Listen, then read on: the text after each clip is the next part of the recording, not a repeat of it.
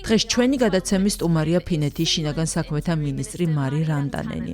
იგი ყოფილი პოლიციელი და ექთანია. ხოლო როგორც ამჟამად მოქმედი მინისტრი, პასუხისმგებელია შიდა უსაფრთხოებაზე, იმიგრაციასა და საზღვრების კონტროლზე. მათ შორის აღმოსავლეთით რუსეთთან საზღვრის მართვაზეც, რომელიც ევროკავშირისა და ნატოს მთავარი საზღვარი გახლავთ. მოგესალმებით ქალბატონო მინისტრო. სასიამოვნოა თქვენი სტუმრობა. მოდი დავიწყოთ ახლო აღმოსავლეთში მიმდინარე კონფლიქტით, რომელიც სულ უფრო ფართოვდება. გაერო გვაფრთხილებს, რომ თუ ასე გაგრძელდება, ალბათ უფრო მეტ იძულებით გადაადგილებულ ხალხს ვიხილავთ. როგორ გონიათ? თქვენს კოლეგა მინისტრებთან ერთად ხომ არ უნდა შევდგეთ უკვე სამზადis? Well, obviously the situation is serious at the moment and we really don't know. აშკარად სერიოზული ვითარება ამჟამად და ნამდვილად არ ვიცით სადამდე გაგრძელდება ესკალაცია. საკმაოდ ადრეა შეფასება თუ როგორ აისახება ეს მდგომარეობა ევროპაზე, როგორც მოკლე, ისე გრძელვადიან პერსპექტივაში. თუმცა რა თქმა უნდა მიმაჩნია, რომ ევროპა ძალიან ფრთხილად უნდა მოეკიდოს არსებულ მდგომარეობას და მისი განვითარების სხვადასხვა სცენარისთვისაც უნდა მოემზადოს.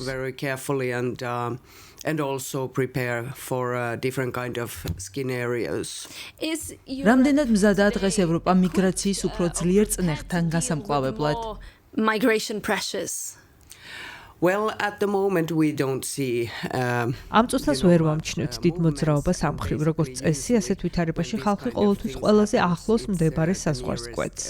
თუკი ჩვენ ევროპაში შევძლებთ, რომ ჩვენი თავშესაფრის გაცემის სისტემა იმათთვის ვამუშაოთ, ვისაც მართლა დაცვა სჭირდება, და არა მათთვის, ვინც უკეთეს ცხოვრებას ეძებს, გასაკვირველია მდგომარეობა უფრო მართვადი იქნებოდა.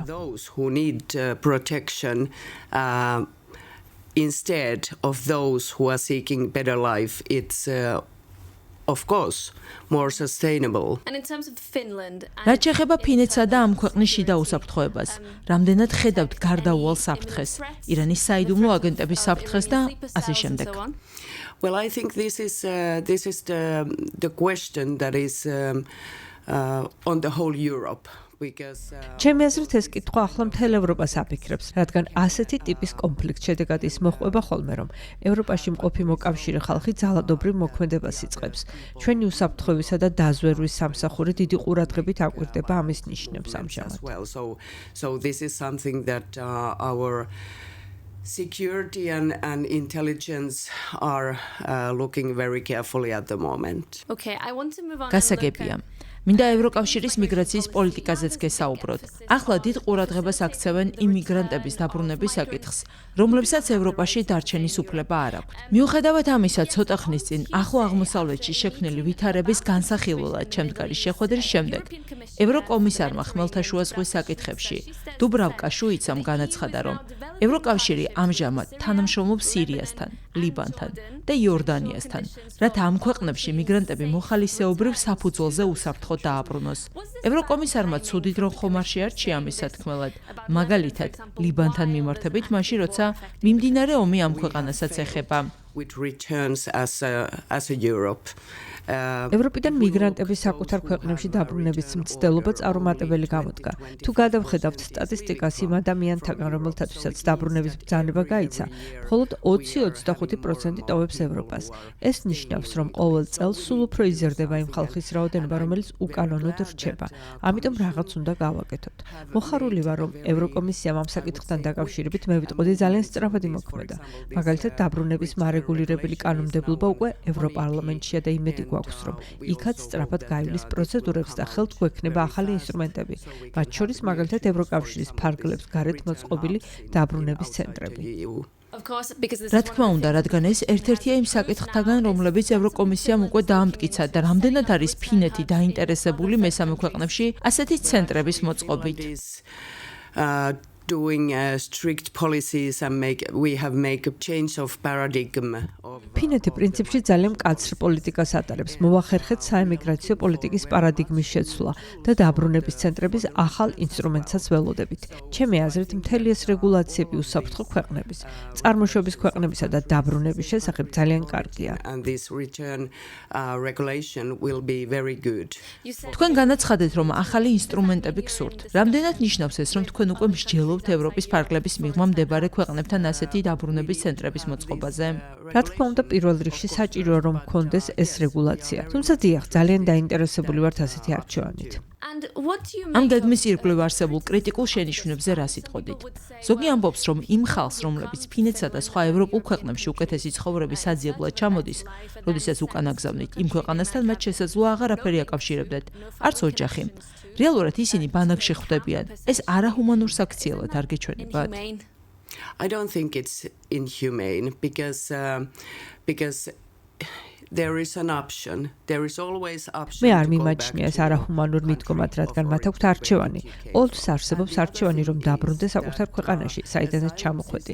მეორეც ის, რომ თავშესაფრის სისტემა უკეთესი ცხოვრების პოვნისთვის კი არ შეიქმნა, არამედ ხალხის დასაცავად და თუ კი მას სხვა საბაბით გამოვიყენებთ, პრობლემა შეგვექმნება და ეს მიდგომა არ გაამართლებს. Another reasons then we are in trouble. It's not sustainable. და მაინც ფინეთში ამჟამად თავშესაფრის მოთხოვნის უფლება შეჩერებულია. თუ არ ვცდები 2023 წლიდან. შემისწორე თუ ასე არ არის. ეს ფინეთში ახალ ნორმად ხომ არ იქცა, რომ ხალხი ვეღარ ჩამოვა თქვენს ქვეყანაში და ვეღარ მოითხოვს თავშესაფარს. არ არის მართალი. ხალხს შეუძლია ჩვენთან ჩამოსვლა და თავშესაფრის მოთხოვნა. But the suspension მაგრამ თავშესაფრის მოთხოვნის შეჩერება რუსეთთან საზღვარზე შექმნილი ვითარების გამო, როგორც თავად ბრძანეთ, პარადიგმას ცვლის. changing the paradigm. What is happening now in our eastern border is that we have closed all the border crossing points. ჩვენ აღმოსავლეთის საზღვარზე ახლა ყველა გამშვები პუნქტი დავხურეთ და საზღვრის უსაფრთხოების ამ კანონში დაცულობის ძალიან მკაცრი პირობები ჩავდეთ. თუ მას ავამოქმედებთ, მესაზღვრეს უფლება ექნება, რომ არ მისცეს, ვისაც საჭიროდ ჩათვლის ფინეთის საზღვრის გადმოკვეთის ნება და თუ მაინც შემოვა ასეთი ადამიანი, შევამოწმებთ, რამდენად დაუცველია ის, ან რამდენად ემუქრება მის სიცოცხლეს გარდაუვალი საფრთხე იმ ქვეყანაში, საიდანაც ის ფინეთში შევიდა და თუ არ ემუქრება, მას უკან გავაბრუნებთ. Country where they enter to Finland. If not, then we will return them back.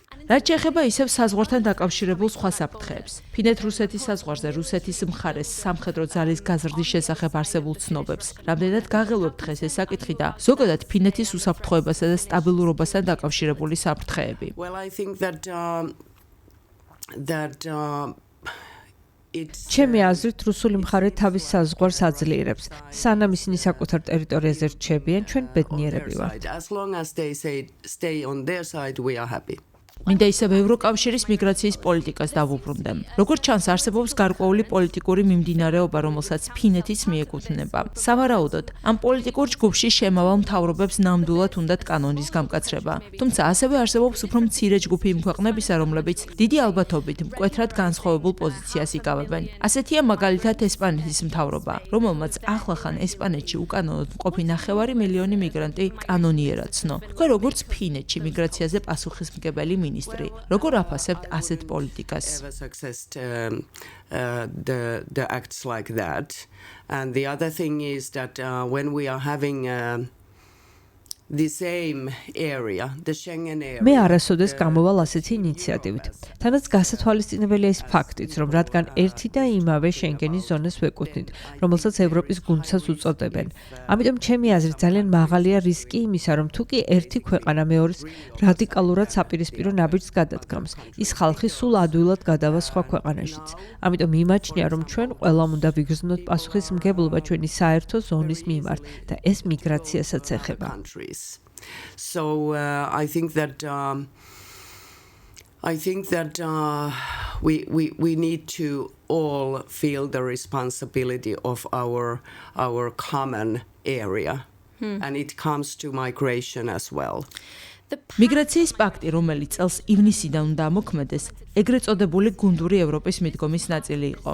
სოლიდარობის მექანიზმის ნაწილი, როგორც მას უწოდეს, რომლის ფარგლებშიც შენგენის ზონის წევრ ქვეყანას აქვს არჩევანი, რომ მიიღოს ის მიგრანტები, რომლებმაც სხვა წევრ ქვეყანაში ჩასასვლელად რთული გზა გაიარეს. მაინც და მაინც ბევრმა ქვეყანამ არ გამოიყენა ეს არჩევანი, მათ შორის ფინეთმაც. არსებული სტატისტიკის მიხედვით, ევროპის ფარგლებში სულ რაღაც 10,000 მიგრანტი გადადის ქვეყნიდან ქვეყანაში. ამიტომ ასეთი კითხვა მაქვს, რამდენად მუშაობს ეს პაქტი, რამდენად არის მართლაც სოლიდარული. There is options how to show your solidarity, and Finland have choose by helping with money. სოლიდარობის გამოჩენა სხვადასხვა გზით შეიძლება და ფინეთმა ფულადი დახმარება აირჩია. თუმცა არ მგონია, რომ ევროპაში მიგრაციის პოლიტიკა სოლიდარობის საფუძველზე მოწესრიგდება. ჩემი აზრით, ისეთ მექანიზმზე უნდა ვიმუშაოთ, რომელიც ნამდვილად შეამცირებს ევროპაში შემომსვლელთა რაოდენობას და ამას როგორ უნდა მივახციოთ? ამისთვის მესამე ქვეყანა და უფრო ინოვაციური მიდგომები გვჭირდება და არა ხალხის აქ შემოშვება და მე ისეთ მდგომარეობაში აღმოჩენა, როდესაც არავის სურს სხვაგან წასვლა. ასე რომ ეს მიდგომა არ ამართლებს. Nobody wants to relocate. So this is not working in that way. თქვენ ინოვაციურ მიდგომებზე საუბრობთ. მაინც როგორია ეს მიდგომები თქვენი აზრით? რას არ აკეთებს ევროკავშირი ისეთს, რისი გაკეთებაც შეუძლია? ჩემი აზრით, ყველაზე მნიშვნელოვანი ის არის, რომ კონტრაბანდისტებს ფულის კეთების მექანიზმი მოვუშალოთ. მაგრამ ამაზე წლებია საუბრობენ და ეს საკითხი მაინც პრობლემად რჩება.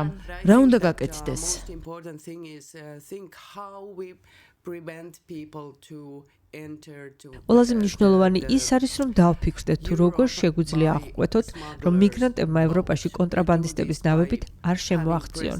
ამისთვის კი ზღვის გაღმამყოფი მხარის ჩართულობა საჭირო. ამის გაკეთება შესაძლებელია, მაგალითად, იმგვარად, რომ მოძებნო უსაფრთხო პორტები, რომ როდესაც ვინმე ზღვაში გადაარჩენენ, ისინი შეიყვანონ მესამე ქვეყანაში და არა ევროპაში. ასე რომ ჩემი აზრით, მიგრანტების რაოდენობა უნდა შევამციროთ. not to Europe. So I think that we need to decrease the numbers. და ბოლოს, რომ დავაზუსტოთ, თქვენ ზღვის მეორე მხარის ჩართულობა ახსენეთ. ეს ხომ არ ნიშნავს, რომ Frontex-ის მანდატი გაფართოვდება.